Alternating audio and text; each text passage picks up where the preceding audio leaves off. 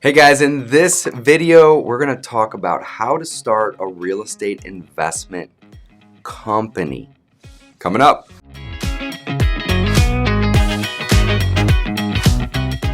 Okay, so how do we start a real estate investment company? Well, first thing I would always recommend to any and all of my students is you need to learn how to do a lot of these tasks and activities yourself, all right? At least in the beginning. I'm not suggesting that you do all of these tasks yourself forever. In fact, that's the opposite of what I'm suggesting.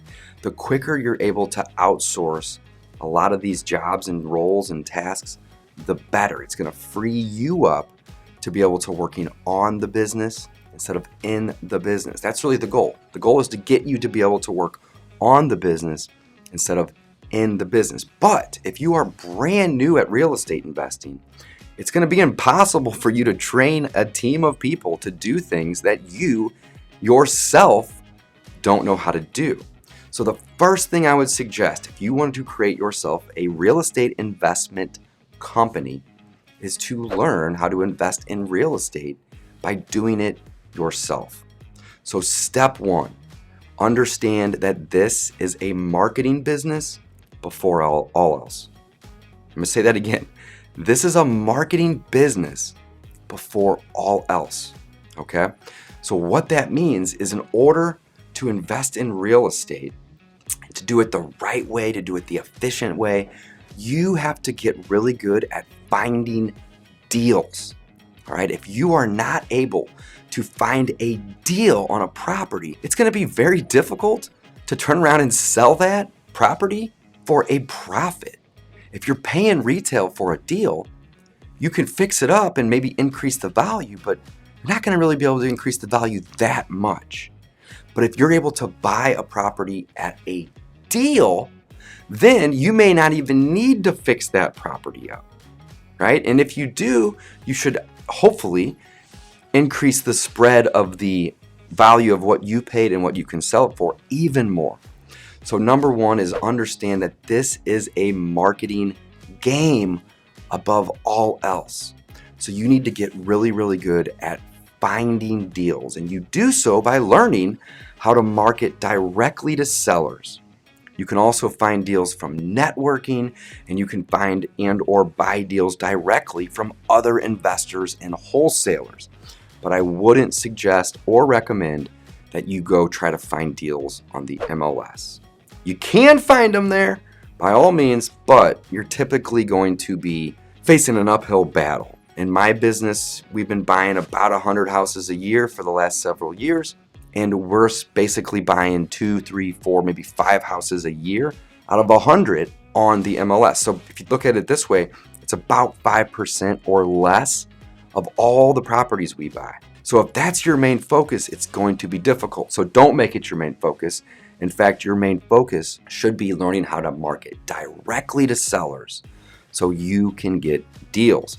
Next, you want to get really comfortable and good at talking to these sellers, at running appointments, assuming you're doing this locally, which I would suggest that's where you start, and making friends with these sellers, right?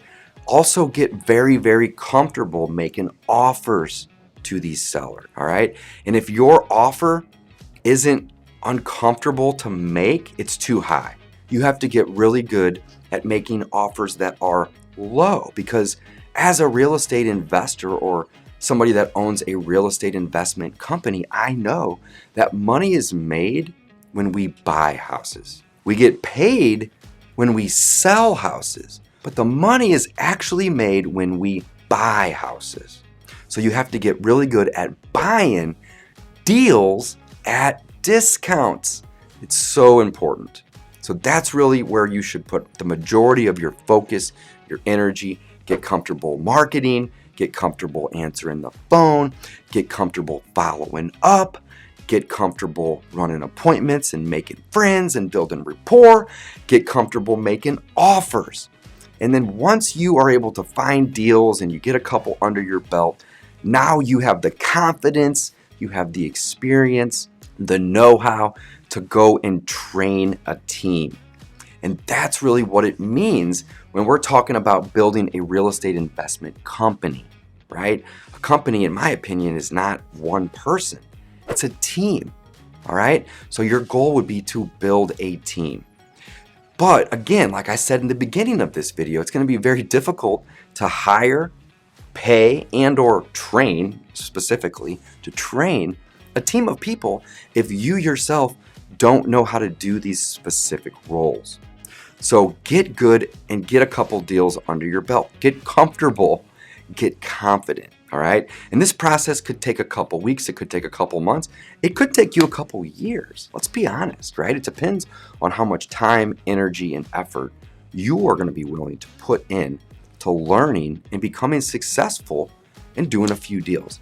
Once you're confident, comfortable, and you have a couple deals under your belt, now I would suggest to write down all the activities that you're doing and figure out the ones that you like to do and cross out all the ones that you don't, and then try to find somebody, a team member, an associate, a partner, an employee, whatever, that you can train to do those activities. So maybe those activities are acquisitions. Maybe those activities are answering the phone. Maybe those activities are running appointments and making offers. Maybe those activities are following up. And I can't stress the importance of following up. Our average deal, and this is over the last 7 years, maybe even 8 at this point, takes 4 to 6 months of following up with a potential seller before that seller will agree to want to sell to us. 4 to 6 months. Now, of course, we stumble across a deal that we get today and go run an appointment tomorrow and get a contract and have it sold within a couple days or a couple weeks. Yes, that's going to happen too. But let's be honest, that is not the norm. The norm, the average, is going to take 4 to 6 months of following up. So in order to build yourself a successful, efficient, and even more importantly, effective real estate investment company, you need to understand this is a marketing business. You need to get good at it, so do it. And then you need to build a team around you. And that team will be working in the business. Remember earlier I talked about that? In the business. So you can take a step back and work on the business. And that way you can start managing these people and helping them and continuously train them. And if they're not a good fit, then you remove them and you find somebody else.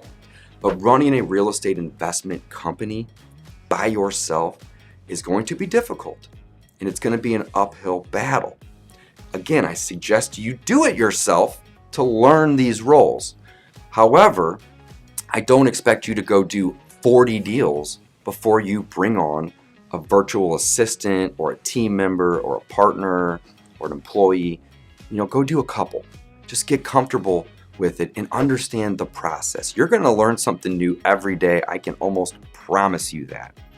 But once you build some confidence and you do a couple deals, find yourself an assistant, find yourself a VA, find yourself an employee that you can hire and train or even partner with if that's the case, and have them start doing some of these tasks. It's going to be kind of daunting doing all of it yourself, but it's necessary because you need to learn the process. You need to learn the steps that are going to go into running appointments and talking to sellers and following up and making offers and building rapport. These are all very, very important things.